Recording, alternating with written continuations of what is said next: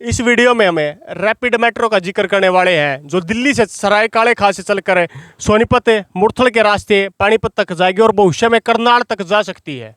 बताएंगे कि कहाँ पर प्रॉपर्टी खरीदने में फायदा है। मेट्रो के स्टेशन के पास प्रॉपर्टी खरीदने में काफ़ी फायदा है। इससे अलग एक चीज़ और बारीकी से आप लोगों को बता दूं कि दिल्ली मेट्रो से रैपिड मेट्रो को क्यों नहीं जोड़ा गया। इसके पीछे का कारण यही है कि अगर रैपिड मेट्रो जिस प्रकार एक स्पीड भरी क्षमता के साथ सराय काले खां तक जाएगी, अगर उसको दिल्ली मेट्रो से या जैसे समायपुर बादली जैसे स्टेशन से जोड़ देते तो अगर वहाँ से दूर से करनाल या पानीपत से जो यात्री आ रहे हैं स्पीड के साथ ही यहाँ से समायपुर बादली तक तो पहुँच जाते, लेकिन उससे आगे पहुँचने के लिए उन लोगों को मशक्कत करनी पड़ती क्योंकि मेट्रो की स्पीड काफ़ी कम होती है और 4 मिनट के बाद दिल्ली मेट्रो चलती है। इस कनेक्टिविटी में सुधार करने के लिए यात्रियों को सीधा सुगम दिल्ली के मध्य तक पहुंचाने के लिए डायरेक्ट दिल्ली मेट्रो से रैपिड मेट्रो को न जोड़ करके सीधा दिल्ली के मध्य पॉइंट तक जोड़ने का काम इसलिए किया गया है।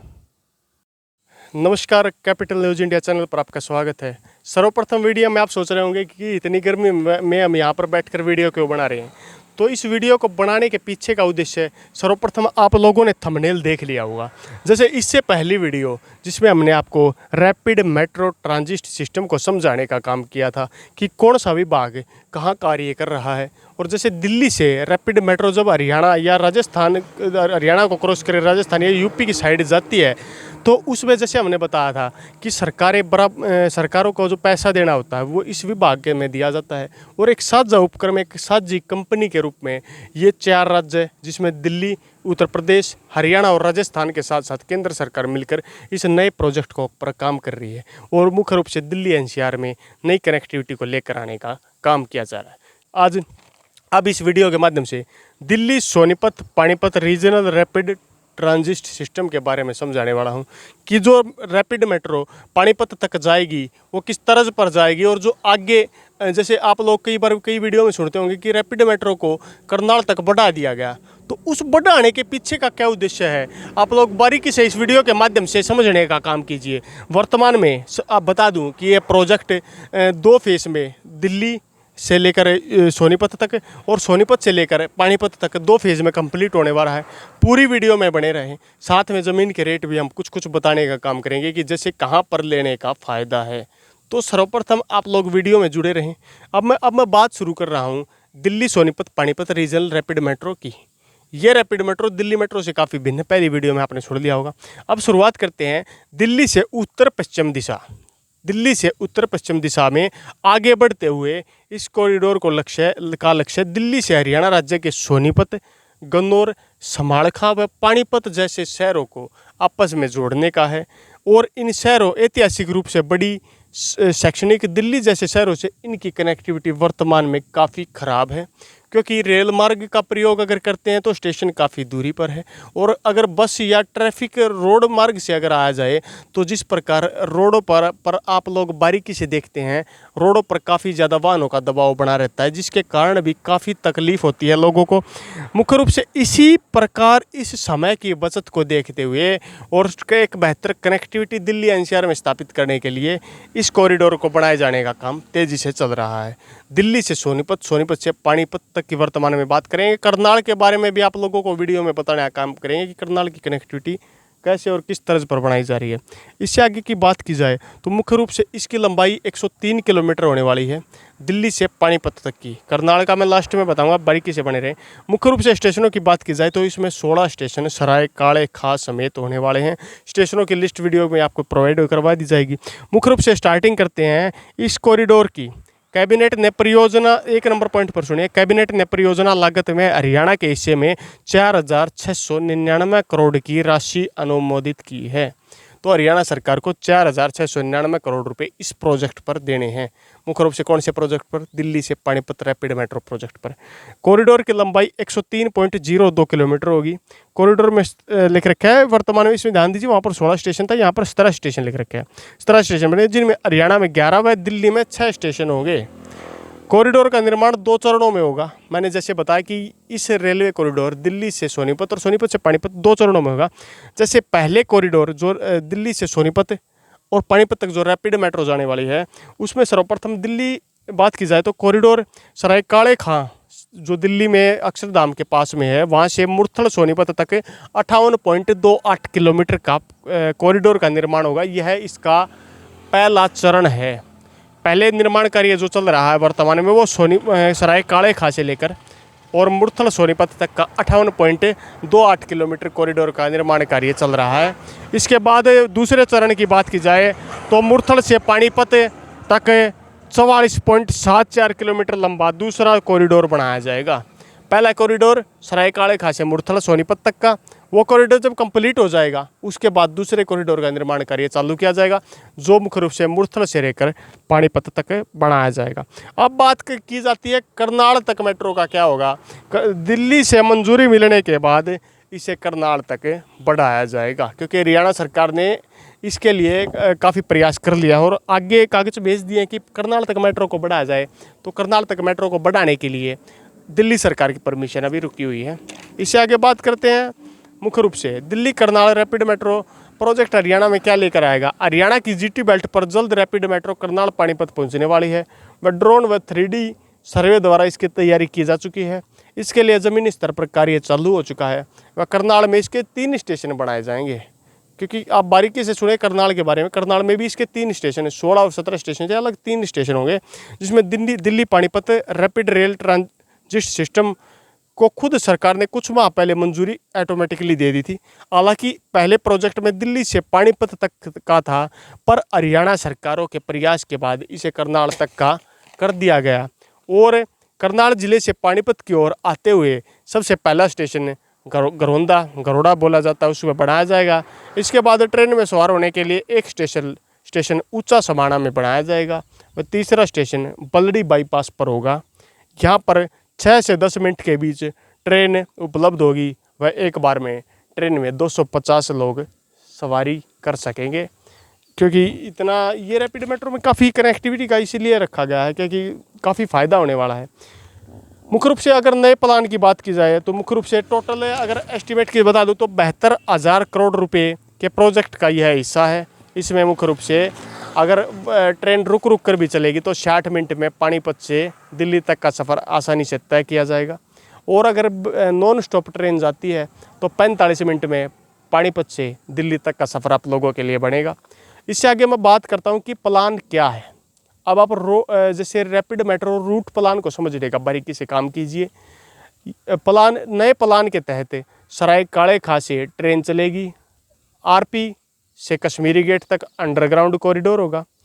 बुरानी स्टेशन मुकरबा चौक कुंडली केएमपी के पास राजीव गांधी सिटी के पास सामने हाईवे के पूर्व की तरफ स्टेशन बनेगा। मुरथल गन्नौर से पूर्व पश्चिम दोनों तरफ स्टेशन होंगे। हसनपुर के पास रैपिड मेट्रो का डिपो बनेगा। सवाड़खा से पावटी रोड पर पानीपत में NFL के पास हरिद्वार बाईपास पर मिनी सचिवालय के सामने बनेगा। फिर बरसत रोड से होते हुए ड्रेन नंबर 2 के पास भैंसवाड़ के पास अंतिम स्टॉपेज डिपो होगा। ये पानीपत तक का मैंने बता दिया और आगे 3 स्टेशन का मैं आगे बताने का काम करूंगा। आप लोग बारीकी से सुने। अब मैं बता दूं कि स्टेशन कौन कौन से बनेंगे। तो सर्वप्रथम जब रैपिड मेट्रो जहाँ से स्टार्ट होगी वो दिल्ली में सराय काले खां, इसके बाद इंद्रप्रस्थ जिसको IP बोला जा रहा है, इसके बाद 3 नंबर पर कश्मीरी गेट, 4 नंबर पर बुराड़ी क्रॉसिंग, 5 नंबर पर मुकरबा चौक, 6 नंबर पर अलीपुर, 7 नंबर कुंडली, 6 नंबर KMP एक्सप्रेसवे इंटरचेंज, मुख्य रूप से 9 नंबर पर राजीव गांधी एजुकेशन सिटी, 10 नंबर पर मुरथल, 11 नंबर बरही, 12 नंबर गन्नौर, 13 नंबर समाड़खा, 14 नंबर पानीपत साउथ, इसके बाद 15 नंबर पानीपत नॉर्थ और बात की जाए 16 नंबर पानीपत डिपो।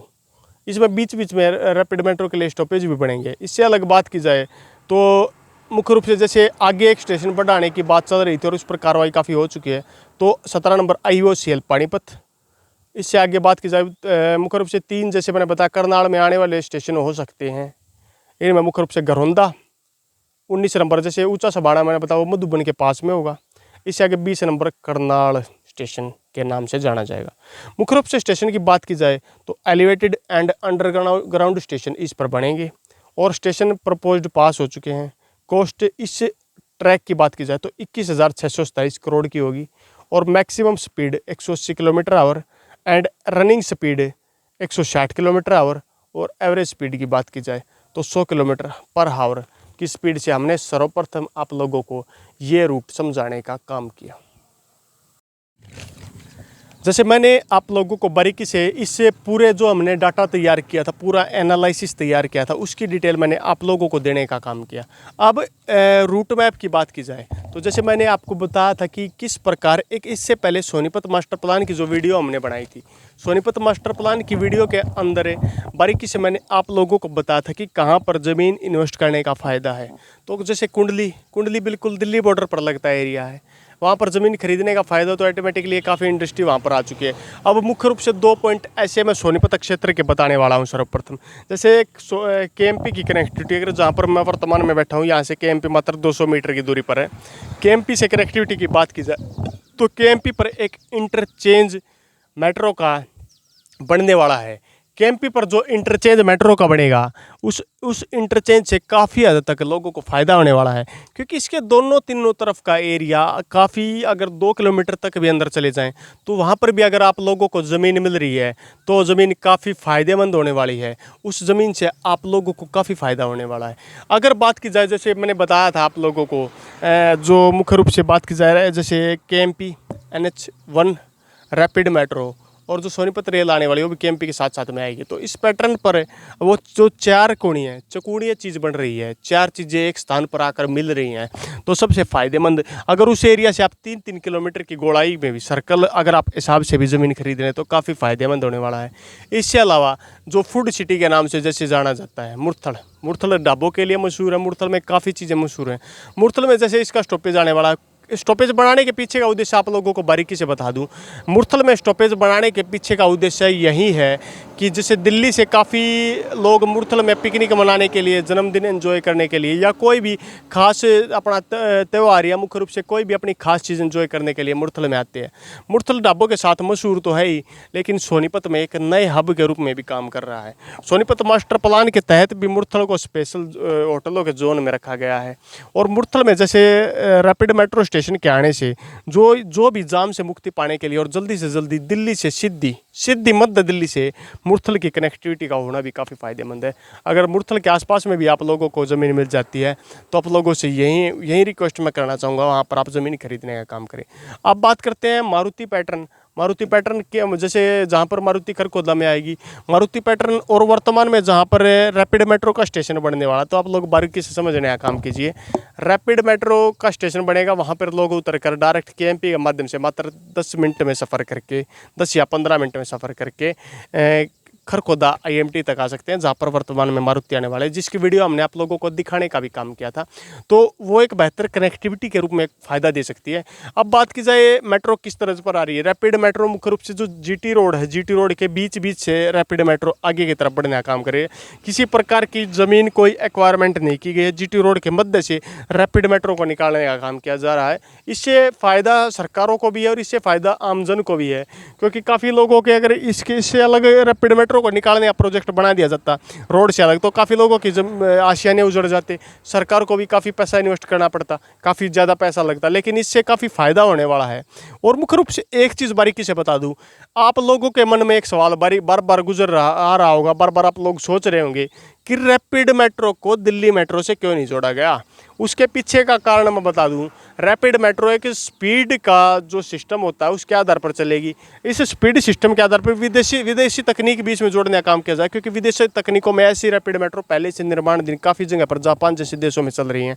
उनके अंडर क्या काम किया जाता है, उनके अंडर यही काम किया जाता है कि जो दिल्ली मेट्रो या नॉर्मल मेट्रो रूट होता है वो एक सामान्य रूट होता है, जो स्टॉपेज अलग अलग हर एक 4 मिनट के बाद यात्रियों को उतारने का काम करता है। लेकिन रैपिड मेट्रो में ऐसा कुछ नहीं होगा। मात्र 16 स्टेशन, वो भी 100-102 किलोमीटर में होंगे, उसके माध्यम से यात्रियों को उस स्थान पर पहुंचाया जाएगा।